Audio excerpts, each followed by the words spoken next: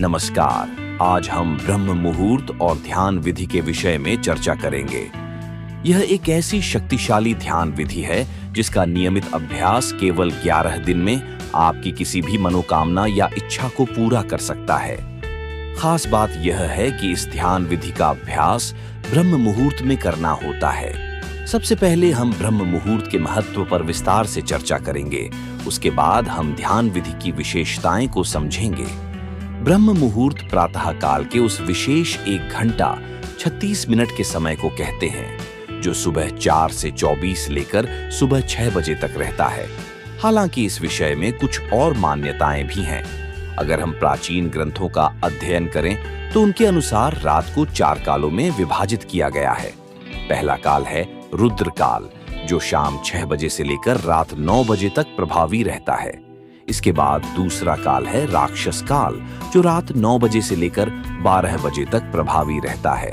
फिर तीसरा काल है गंधर्व काल, जो रात 12 बजे से लेकर 3 बजे तक प्रभावी रहता है। और चौथा काल है मनोहर काल, जो सुबह 3 बजे से लेकर 6 बजे तक प्रभावी रहता है। ब्रह्म मुहूर्त के समय की मान्यता मनोहर काल यानी 3 बजे से 6 बजे के बीच पड़ती है। हालांकि विभिन्न देश और काल के अनुसार इसका समय थोड़ा भिन्न हो सकता है, इसलिए कोई निश्चित समय हर स्थान के लिए एक सा नहीं बताया जा सकता। लेकिन यदि आप मनोहर काल के बीच में यानी सुबह 3 बजे से 6 बजे के बीच किसी भी समय उठते हैं तो यह समय अमृत वेला यानी ब्रह्म मुहूर्त का समय माना जाएगा। अगर हम ब्रह्म मुहूर्त का शाब्दिक अर्थ समझने की कोशिश करें तो ब्रह्म का मतलब होता है देव, जो ज्ञान के देवता है, और मुहूर्त का अर्थ है समय समय अखंड यानी एक ऐसा समय जिसमें हम ज्ञान को समझने का प्रयत्न करते हैं। यानी ज्ञान को समझने का जो समय है उसे हम ब्रह्म मुहूर्त कहते हैं। ब्रह्म मुहूर्त की बहुत महत्वपूर्ण चर्चा हमारे शास्त्रों में की गई है। इस समय ब्रह्मांड की देव शक्ति वातावरण में विचरण करती रहती है। अगर इस समय आपकी नींद अचानक खुल जाती है तो इसका मतलब है कि शुभ ऊर्जाएं आपसे संपर्क करना चाहती हैं। यदि आप इस समय उठकर ध्यान करते हैं तो इन ऊर्जाओं से आपका संपर्क बहुत जल्दी स्थापित होना शुरू हो जाएगा। इसी प्रकार सभी धर्मों के जो देवालय हैं, जैसे मंदिर, गुरुद्वारा और जितने भी पूजा स्थल है, वह सभी ब्रह्म मुहूर्त में ही खोले जाते हैं। और यही वह समय है जब सारी नकारात्मक शक्तियां सो जाती हैं और सकारात्मक शक्तियां जागृत होती है। इस समय बहने वाली वायु को अमृत वायु कहा जाता है, क्योंकि सारा प्रदूषण और सारी दूषित वायु समाप्त हो जाती है और वातावरण में ऑक्सीजन व्याप्त रहती है। रात के समय ओस पड़ने के कारण इस समय वायुमंडल दिन के मुकाबले काफी शीतल और मनमोहन रहता है। इस समय वातावरण शांत होता है और सोकर उठने के कारण हमारे मस्तिष्क की क्रियाएं बिल्कुल शांत होती हैं। यदि आप इस समय अपनी स्टडी करते हैं, पढ़ाई करते हैं, कोई प्लानिंग करते हैं, इंट्रोस्पेक्ट करते हैं या ध्यान करते हैं तो आपको बहुत लाभ मिलता है। आपने वह कहावत तो सुनी ही होगी, जल्दी सोना और जल्दी उठना सफलता की सीढ़ी है। इसलिए यदि आप भी सफल होना चाहते हैं तो ब्रह्म मुहूर्त में उठना शुरू करें। इससे आपको बहुत सफलता मिलेंगे। असल में प्राचीन काल में इलेक्ट्रिसिटी और लाइट नहीं थी तो लोग सूर्यास्त के बाद सो जाते थे और सूर्योदय से पूर्व यानी ब्रह्म मुहूर्त में उठ जाते थे। यह प्रकृति के साथ चलने की उनकी एक पद्धति थी। जो भी व्यक्ति प्रकृति के साथ संतुलन बनाकर चलता है वह स्वस्थ रहता है। और यह देखा भी गया है कि जो लोग प्रातः काल जल्दी उठते हैं वे स्वस्थ रहते हैं, जबकि जो लोग नाइट शिफ्ट में काम करते हैं उन्हें स्वास्थ्य संबंधी समस्याएं आने लगती है। कहने का तात्पर्य यह है कि अगर हम प्रकृति के साथ मेलजोल बनाकर चलते हैं तो हम स्वस्थ रहते हैं, लेकिन अगर हम प्रकृति के खिलाफ चलना शुरू कर देते हैं तो हमें शारीरिक और मानसिक समस्याएं आने लगती है। खैर, तो यह मैंने आपको ब्रह्म मुहूर्त की थोड़ी महत्वपूर्ण जानकारी दी कि इसका क्या महत्व है। अब हम बात करते हैं ध्यान की। सबको मालूम है कि प्रातःकाल का समय ध्यान के लिए सर्वश्रेष्ठ समय होता है। तो आज हम एक ऐसी ध्यान विधि की बात करेंगे जो विशेषकर ब्रह्म मुहूर्त में ही की जाती है। यदि आप इस विधि को निरंतर 11 दिन तक केवल 10 मिनट की अवधि तक प्रतिदिन अभ्यास करते हैं तो इन 11 दिनों के भीतर ही आपको इस विधि का परिणाम मिल जाएगा। यह विधि विशेष रूप से आपकी कोई इच्छा, कोई मनोकामना अथवा आपकी कोई प्रार्थना जिसे आप पूरा करना चाहते हैं, इससे पहले कि हम इस विधि पर पूरी बात करें, थोड़ी सावधानी रखनी है। जिन लोगों को हृदय से संबंधित कोई कष्ट है, हृदय से संबंधित कोई बीमारी है या जिन्हें रक्तचाप, ब्लड प्रेशर की समस्या रहती है, वे इस विधि को न करें। इसका कारण यह है कि इस विधि में हमें सांस को रोक कर रखना पड़ता है, इसलिए हृदय रोगी और रक्तचाप के मरीज इस विधि को न करें। अब इसे कैसे करना है? यह एक बहुत ही चमत्कारी विधि है और बहुत जल्दी अपना परिणाम देती है। इसका कारण यह है कि इस विधि में हम अपना ध्यान अपनी आज्ञा चक्र पर केंद्रित रखते हैं। आज्ञा चक्र हमारा वह चक्र है जो हमारे संकल्प, विजुअलाइजेशन और क्रिएटिविटी का स्थान है। यदि हम इस चक्र पर ध्यान केंद्रित करके कोई प्रार्थना करते हैं या किसी संकल्प को दोहराते हैं, तो वह संकल्प या प्रार्थना बहुत जल्द पूरी हो जाती है, क्योंकि इस चक्र का कार्य क्षेत्र यही है। इसे हम संकल्प चक्र भी कहते हैं, क्योंकि इस चक्र पर ध्यान लगाने से हमारे संकल्प पूरे होते हैं। यदि हम कोई आज्ञा देते हैं तो वह आज्ञा पूरी हो जाती है। तो अब इस विधि को कैसे करना है? सबसे पहले आप अपनी कोई एक मनोकामना तय करें। यदि आपकी कोई ऐसी इच्छा है जिसे आप पूरा करना चाहते हैं, तो उसे चुनें। अगर कोई विशेष इच्छा नहीं है तो कोई आपकी आवश्यकता भी हो सकती है।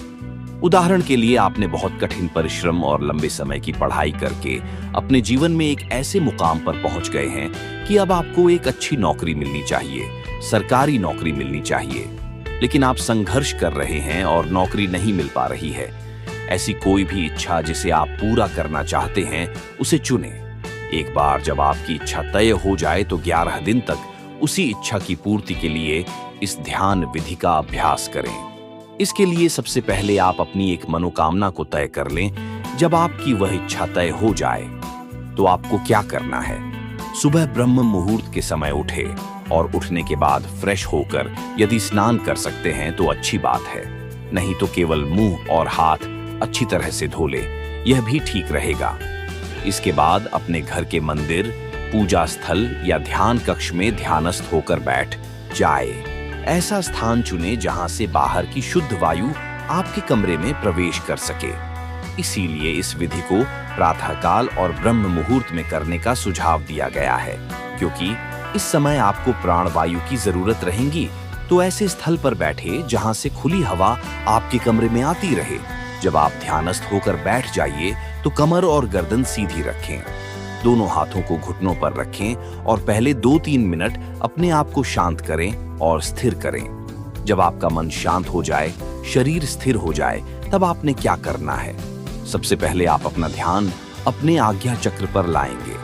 आज्ञा चक्र का मतलब है दोनों बाहों के बीच का स्थान, जहां पर हम तिलक लगाते हैं या स्त्रियों बिंदियां लगाती है। अपने ध्यान को इस स्थान पर केंद्रित करें और इसी स्थान पर लगातार अपने मानसिक नेत्रों से इस स्थान को महसूस करते रहे। जब आप अपने मानसिक नेत्रों से इस स्थान को महसूस करेंगे और ध्यान यहाँ पर बनाए रखेंगे, फिर आप एक लंबी गहरी सांस भरेंगे और इसे अंदर रोकेंगे। इस दौरान आपका ध्यान भी आज्ञा चक्र पर टिका रहेगा। इस समय आप अपनी इष्ट देवी, देवता या गुरु का चित्र अपने आज्ञा चक्र पर देखें और उनकी छवि को ध्यान में रखते हुए अपनी प्रार्थना या संकल्प करें। अपनी इच्छा को एक लाइन में दोहराएं, जैसे हे गुरुदेव परमात्मा, मेरी यह इच्छा पूरी हो। इस इच्छा को तब तक दोहराते रहे जब तक आपकी सांस अंदर रोक कर रखने की क्षमता हो। आप इसे 10 सेकंड, 20 सेकंड या 30 सेकंड तक रोक सकते हैं, जितनी देर बिना कष्ट के रोक सके। ध्यान आज्ञा चक्र पर बनाए रखेंगे और अपने मन की आंखों से अपने इष्ट देवी, देवता या गुरु का स्मरण करते रहेंगे और बार बार अपनी इच्छा को दोहराते रहेंगे, तब तक जब तक आपकी सांस अंदर रुकी हुई है। जब आपको लगे कि अब आप अपनी सांस को अंदर और नहीं रोक सकते हैं, तो धीरे से मुंह से सांस को बाहर छोड़ देंगे। ध्यान रखें कि सांस को अंदर लेते समय नाक से लेंगे और छोड़ते समय मुंह से बाहर छोड़ेंगे। यह एक चक्र पूरा हुआ। फिर आप 15 से 20 सेकंड तक थोड़ा सा रेस्ट करेंगे, सामान्य स्थिति में बैठे रहेंगे। फिर उसके बाद दूसरा चक्र शुरू करेंगे, यानी फिर से एक लंबी गहरी सांस भरेंगे, सांस को अंदर रोकेंगे। अपने ध्यान को आज्ञा चक्र पर टिकाएंगे, अपने मन में इष्ट देवी देवता अथवा अपने गुरु का चित्र निहारेंगे और इन सभी चीजों के साथ फिर अपनी प्रार्थना को फिर से दोहराएंगे। अपने संकल्प को, अपनी इच्छा को फिर से दोहराएंगे और तब तक दोहराते रहेंगे जब तक आपकी सांस अंदर रुकी रहती है। और जब आपको लगे कि इससे ज्यादा आप सांस नहीं रोक सकते हैं, 30 सेकंड या 40 सेकंड से ज्यादा, तो मुंह से सांस को बाहर निकाल देंगे और फिर कुछ सेकंड रेस्ट करेंगे। यह 2 चक्र हो गए। ऐसे ही आपको लगातार बीच में रुक रुक कर कुछ सेकंड रेस्ट करते हुए अपनी इच्छा को बार बार दोहराना है और लगभग 10 मिनट तक 11 दिन तक हर रोज यह अभ्यास करना है। ये पूरी विधि है। असल में जब आप इस प्रकार ध्यान करते हैं तो इसका एक वैज्ञानिक पहलू भी है। जैसा कि मैंने पहले बताया, हमारा आज्ञा चक्र संकल्प का स्थान है, यह हमारे विजुअलाइजेशन का स्थान है, यह हमारा आदेश देने का स्थान है।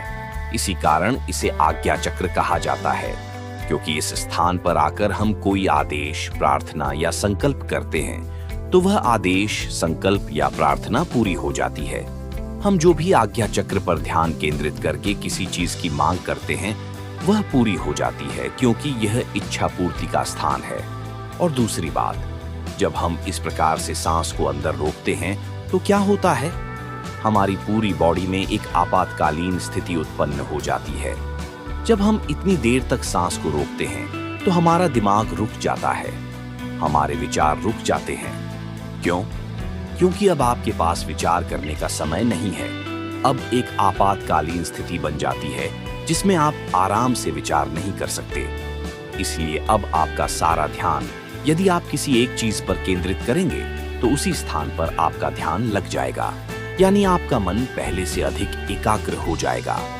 तो जब आप सांस को भरकर रोकते हैं तो यह दूसरी महत्वपूर्ण बात है, सही वाक्य। और तीसरी बात, जब आप इस प्रकार एकाग्र हो जाते हैं और बार बार अपनी इच्छा या मनोकामना को दोहराते हैं तो क्या होगा, धीरे धीरे वह आपकी इच्छा आपके चेतन मन से अवचेतन मन में चली जाएगी। 1 दिन बाद, 2 दिन बाद, 3 दिन बाद क्या होगा कि आपका यह विचार, जिसे आप बार बार दोहरा रहे हैं, आपके अवचेतन मन में प्रवेश करना शुरू हो जाएगा, जो हमारे मन का और गहरा स्तर है। और अगर आप किसी विचार को अपने चेतन मन में, यानी कि अपने सबकॉन्शियस माइंड में उतार देते हैं, तो लॉ ऑफ अट्रैक्शन कहता है कि वह इच्छा आपकी पूरी हो जाती है। तो यही इसकी साइंस है। इसमें 3 चीजें विशेष रूप से काम करती है। पहला, आज्ञा चक्र, क्योंकि यह आज्ञा का स्थान है तो यह आज्ञा को पूरा करता है। दूसरा, सांस को अंदर रोकना, इससे बॉडी में एक आपातकालीन स्थिति उत्पन्न हो जाती है, आप फालतू के विचार नहीं कर पाते, आपका मन पूरी तरह से एकाग्र हो जाता है। तीसरी बात, आप अपने अवचेतन मन को खोलते हैं, आपकी जो इच्छा है वह आपके अवचेतन मन में चली जाती है, जिससे वह इच्छा पूरी होने के द्वार खुलने लगते हैं। और एक और जो सबसे महत्वपूर्ण बात है वह यह है कि आप इस विधि को ब्रह्म मुहूर्त के समय में कर रहे हैं। ब्रह्म मुहूर्त का समय विशेष होता है, जैसा मैंने शुरू में ही विस्तार से बताया था। अगर हम कोई विधि ब्रह्म मुहूर्त के समय में करते हैं तो यह देवताओं और परमात्मा का समय होता है। इस समय में आप यदि शुद्ध मन से कोई प्रार्थना करते हैं तो वह प्रार्थना जरूर सुनी जाती है। तो ये सभी चीजें मैंने आपको विस्तार से समझाई। अगर आपकी भी कोई ऐसी स्थिति है, अगर आप किसी संकट में फंसे हुए हैं और उस संकट से बाहर निकलना चाहते हैं, तो आप इस प्रकार से प्रार्थना करें। अगर आपकी कोई बहुत जरूरी या आवश्यक इच्छा है, या कोई मनोकामना है, या कोई जरूरत है जिसे आप जीवन में पूरा करना चाहते हैं, तो उस इच्छा या जरूरत को आप इस विधि से पूरा कर सकते हैं। आप इसका अभ्यास करें, क्योंकि यह विधि हमारे द्वारा आजमाई हुई विधि है। और याद रखिए, जब हम अपने भीतर की शक्ति को पहचानते हैं और उस पर विश्वास करते हैं, तो कोई भी बाधा हमारे रास्ते में नहीं रुक सकती। मेरे प्रिय दोस्तों, आप सभी में वो शक्ति है जो आपके जीवन को बदल सकती है। आप सभी के जीवन में सफलता, शांति और सुख आए, यही मेरी शुभकामनाएं हैं। इस विधि का अभ्यास करें, विश्वास रखें और जीवन में अपने सपनों को साकार करें। अगर आपको यह वीडियो अच्छा लगा हो तो कृपया इसे अपने दोस्तों के साथ शेयर करें और हमारे चैनल को सब्सक्राइब करें। ताकि हम और भी ऐसी जानकारी आपके तक पहुंचा सकें। धन्यवाद।